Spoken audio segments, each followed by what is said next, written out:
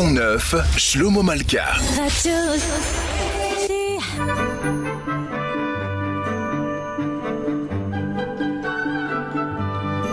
Pont-Neuf, le magazine hebdomadaire consacré à l'actualité des livres sur Radio J. Invité de Pont-Neuf, Emmanuel Pierrat, avocat, écrivain pour son livre « L'affaire Céline, la véritable histoire des manuscrits retrouvés » paru aux éditions Écriture. Emmanuel Pierrat, bonjour. Bonjour Shlomo Malka. Je suis heureux de vous recevoir. Le 5 août 2020, la une du Monde s'ouvrait sur un scoop, la découverte de 6000 feuillets manuscrits qu'on pensait avoir été détruits et qui viennent d'être découverts. Vous êtes avocat et écrivain, vous êtes notamment l'avocat de Jean-Pierre Thibaudat et vous avez entrepris de raconter cette histoire. Pourquoi ?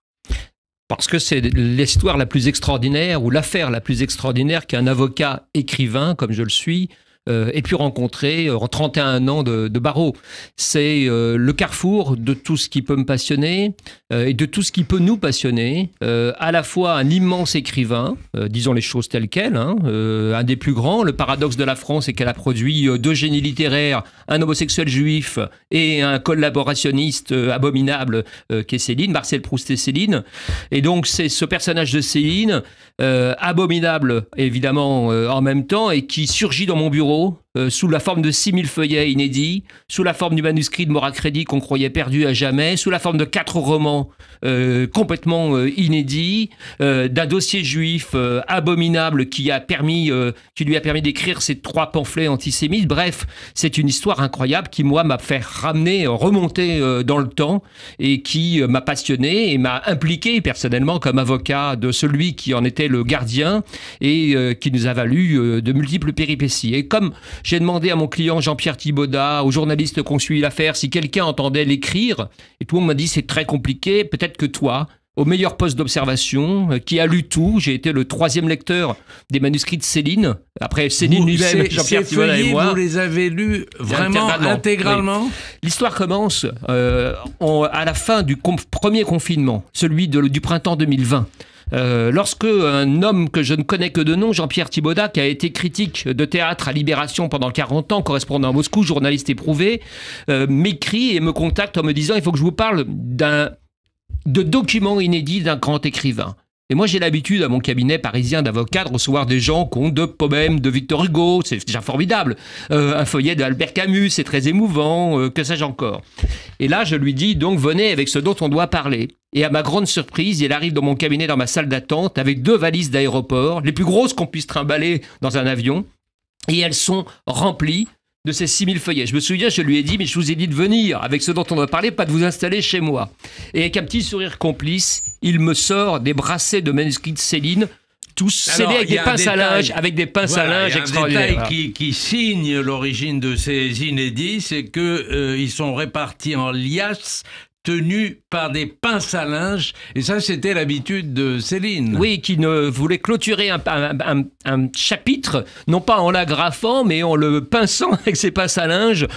Céline était particulièrement avare par ailleurs, donc recyclait tout, et voilà, ça fait partie de la légende célinienne. Et moi je me retrouve d'un seul coup avec ces 6000 pages, et ces pinces à linge, et à dire à Jean-Pierre Thibaudat, vous avez fait une copie bien sûr, et il me dit, mais mon pauvre ami, dans les années 70 à Libération où j'étais critique de théâtre, vous imaginez qu'il n'y avait qu'une seule photocopieuse et c'était déjà un engin extraordinaire et que le scan n'existait pas. Donc il dit, ce matin, je suis venu vous voir avec beaucoup d'appréhension, de peur que je sois renversé, que j'ai un accident. Donc voilà. Et je suis parti le soir même de mon cabinet où ça ne rentrait pas dans le coffre-fort que nous avons pour entreposer des documents simples. Et je suis rentré avec les 6000 pages chez moi et que j'ai scanné pendant plusieurs jours et avant d'entamer leur lecture. Donc j'ai passé un été complet, j'ai viré mes filles d'une de leurs chambres pour installer une chambre Céline et lire à la fois ces manuscrits et la transcription qu'en avait faite Jean-Pierre Thibaudat, qui se les a vus remettre, je vais en parler comment, je vais dire comment, dans les années 70, par un grand résistant, lui-même étant enfant de résistant, et s'étant vu confier ce trésor, sous la réserve de ne pas le communiquer avant que Madame Destouches, veuve de Louis-Ferdinand Céline, ne soit passée à trépas.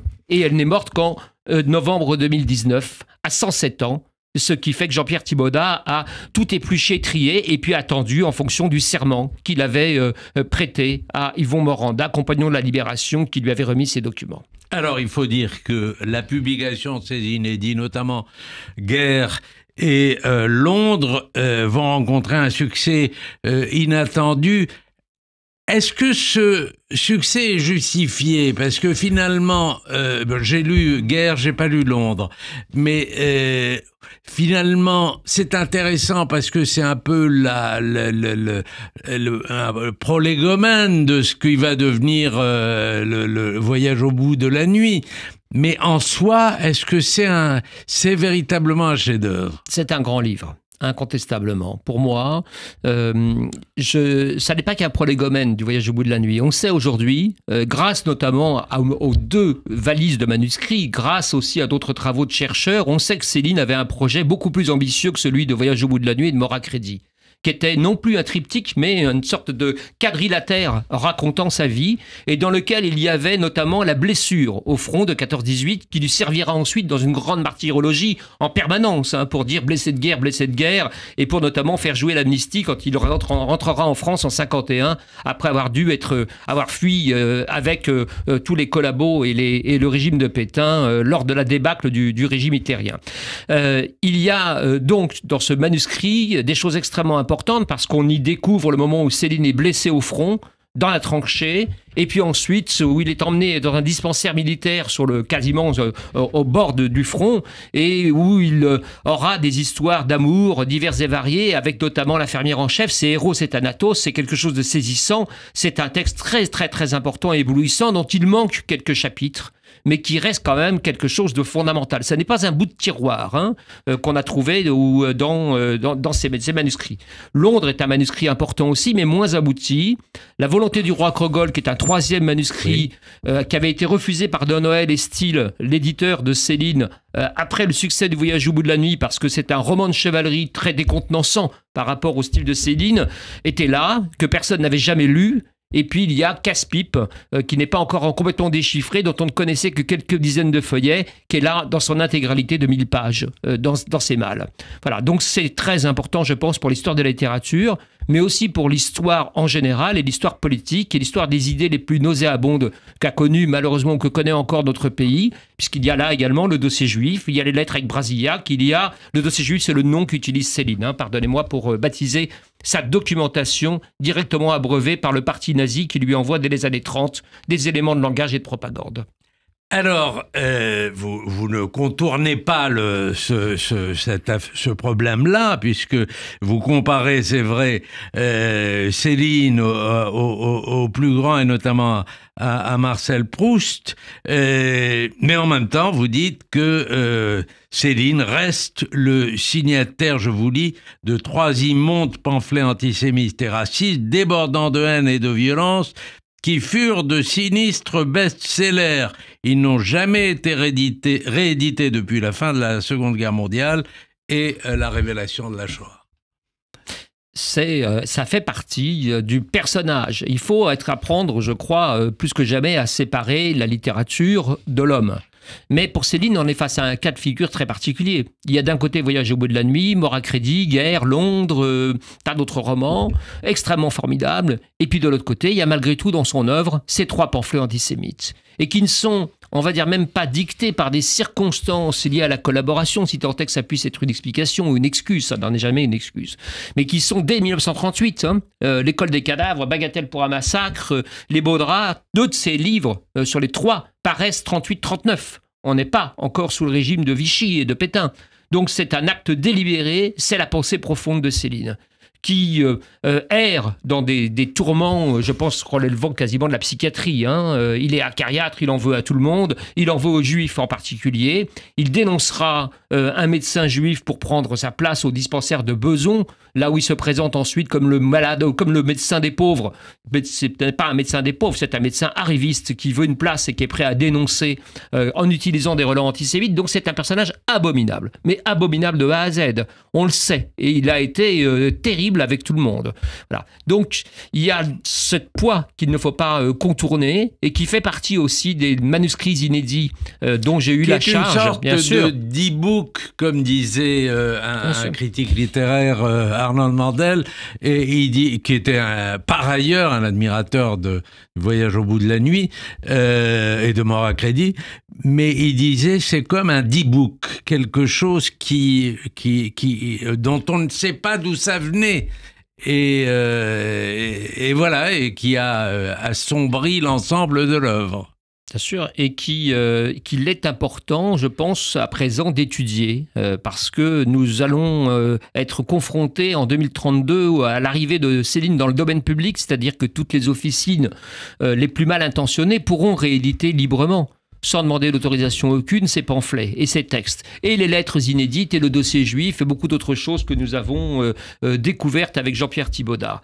Donc il est important de préparer ce travail, comme on l'a fait sur d'autres textes, comme on a dû le faire malheureusement sur Mein Kampf, parce qu'il n'y a pas d'autre solution, sinon laisser cela en pâture, et c'est le pire à faire à tous les esprits mal pensants. Donc il y a un enjeu politique, je pense, de première importance dans ce trésor littéraire, entre guillemets, et historique qui m'a été confié. Il faut juste ajouter, pardon, et rendre hommage à quelqu'un que je n'ai pas cité, qui est Yvon Moranda, que j'ai cité brièvement, compagnon de la Libération, grand gaulliste de gauche qui a démissionné de la préfectorale lorsque les pleins pouvoirs sont votés à Pétain, et c'est lui qui se voit affecter au retour à la Libération de Paris l'appartement de Céline comme appartement de fonction, parce que son appartement a été saisi, comme celui d'un traître, comme celui d'un... Il n'est pas juif, il est juste résistant, si je puis me permettre. Donc les biens ont été spoliés. Et donc, en attendant de retrouver son bien, il se voit affecter l'appartement de Céline à Montmartre. Et c'est comme ça qu'il trouve les manuscrits de Céline. Et qu'il choisit délibérément de les sauver, de les sauvegarder et d'attendre le retour de Céline à Paris en 1951, puisqu'il a été arrêté à la frontière danoise en s'enfuyant d'Allemagne, et de le contacter pour lui proposer de lui remettre ses manuscrits, malgré la différence ou l'opposition politique extraordinaire qui existe entre ces deux hommes. Et Céline sera tel qu'il est entier dans sa martyrologie, et refusera et traitera Yvon Moranda de salaud, de gaulliste, de zinzin, etc., pensant qu'il en veut à son argent et qu'il demande quelque chose. Voilà comment Céline refusera de reprendre ses manuscrits. Mais il faut donc saluer cette filiation, cette mémoire d'Yvon Moranda et puis de Jean-Pierre Thibaudat, mon client, enfant d'une grande résistante et d'un résistant, qui ont eu la charge de conserver cela en attendant que directement le couple Céline ne soit plus là pour profiter, entre guillemets, de ce magot littéraire, puisque vous l'avez dit tout à l'heure, les ventes ont été extraordinaires de guerre aussi bien que de Londres. Parce que, effectivement, il y a un élément de gros sous aussi. Vous rappelez que les manuscrits de Voyage au bout de la nuit ont été vendus à des prix astronomiques. La Bibliothèque nationale de France a préempté, le manuscrit de Voyage au bout de la nuit, c'était juste avant le passage à l'euro, mais ça faisait l'équivalent d'1,8 million en euros. Aujourd'hui, ça serait environ, je pense, 4 à 5 millions d'euros minimum. Il y a donc dans les manuscrits qui m'ont été remis, lors de ce mois de mai 2020, quand Jean-Pierre Thibaudat vient me voir à la fin du confinement, quand il a fini de reprendre son travail et de l'annoter après la mort de Lucette Détouche quelques semaines ou quelques mois auparavant, il y en a pour environ 35 à 40 millions d'euros, juste sur la valeur du document manuscrit. Plus les droits d'auteur qui vont avec, que j'estime à peu près à l'équivalent. Guerre est aujourd'hui traduit en anglais, en allemand, en italien, va sortir au Japon. Donc partout où Céline a été traduit, ce sont des succès. 270 000 exemplaires en France, en grand format, Guerre, lorsqu'il est paru en 2021. Voilà, et ça donc une manne extraordinaire. Ça n'a pas dû être facile, Emmanuel Perrin, de voir tous ces inédits qui étaient en votre possession et en possession de Thibaudat. On vous les a finalement repris et ça a été géré par la famille, par les ayants droit. Par les ayants droit, qui ne sont pas la famille, d'ailleurs. C'est pour ça que d'ailleurs on a accepté de les remettre, nous, à la police, qu'ils avaient déposé plainte à un moment dans une discussion qui a mal tourné, ou tourné vinaigre, parce que nous n'avions pas les mêmes opinions. Jean-Pierre Thibaudat, comme Yvon Moranda, ont toujours été convaincus que ces documents appartenaient à l'histoire, qu'ils devaient être rendus publics et qu'ils devaient être abrités par une grande collection nationale. Bibliothèque nationale de France, par exemple. Les héritiers de Céline, qui sont un avocat, François Gibault, qui n'est pas véritablement un homme d'extrême gauche, c'est le moins qu'on puisse dire, et sa cohéritière, une ancienne élève de danse de Lucette Détouche, la veuve de Céline, Donc m'ont dit, notamment à mon bureau, lorsque nous leur avons parlé de cette découverte, m'ont dit c'est atroce, il y a sans doute des choses antisémites dedans. Et j'ai dit, vous savez madame, malheureusement on n'y découvrira pas que Céline est antisémite. Donc il faudra accepter de publier parce que ça ne changera rien à l'image de Céline, mais ça apportera beaucoup pour la recherche littéraire, historique, pour la compréhension de ce personnage et puis des abominations qui l'ont travaillé. Voilà. Et donc nous avons eu le fruit d'un désaccord et ce désaccord s'est réglé par une affaire de police, des plaintes contre mon client et moi-même, très désagréables. Mais finalement, les choses sont publiées peu à peu. Je souhaite simplement ardemment qu'ils acceptent de publier le dossier juif avant que celui-ci n'arrive dans le domaine public. Ça me semble très important. Alors, de ne pas oublier cette face, et ce n'est pas Janus Bifron, Céline, hein. C'est un homme entier, mais dans lequel il y a des chefs-d'œuvre et des horreurs. Alors, sur ces horreurs précisément, vous décrivez qu'à compter du 1er janvier 2032, une fois Céline arrivée dans le domaine public, il sera possible de publier sans avoir besoin de négocier ou d'obtenir l'autorisation des ayants droit. Donc, l'histoire de l'affaire Céline n'est pas totalement terminée. Non, elle n'est pas totalement terminée. Même le travail de publication des inédits qui a déjà eu lieu est très incomplet ou très euphémisant. La préface de guerre écrite par François Gibault, un des héritiers, dit que Céline a eu quelques soucis à la Libération. Pour une préface de 10 ou 12 pages, je trouve l'obstacle légèrement contourné.